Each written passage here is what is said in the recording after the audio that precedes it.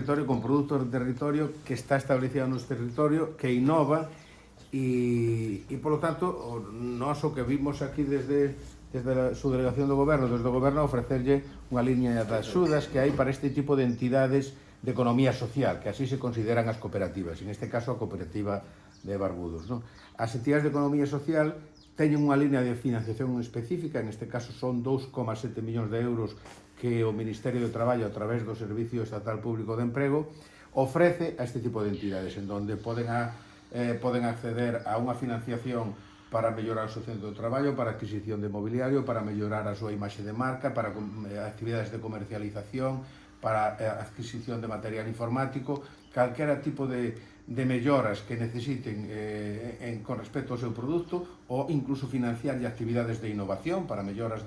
do seu produto para obter ou conseguir un produto novo, pois esta línea de financiación é ideal para cooperativas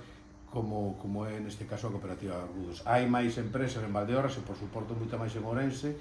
que se poderían escribir, entidades de economía social, entidades que teñen que ver con entidades sociales con persoas con discapacidade e calquera outra cooperativa da comarca e da provincia pode acceder perfectamente a este tipo de financiación, que é ideal para mellorar, para innovar, para crear e para seguir. Porque además nos interesan este tipo de entidades que as cooperativas sempre están vinculadas aos produtos locais e desenvolven a economía local, a economía do territorio, que é o que nos interesa fixar tamén máis alá das grandes empresas.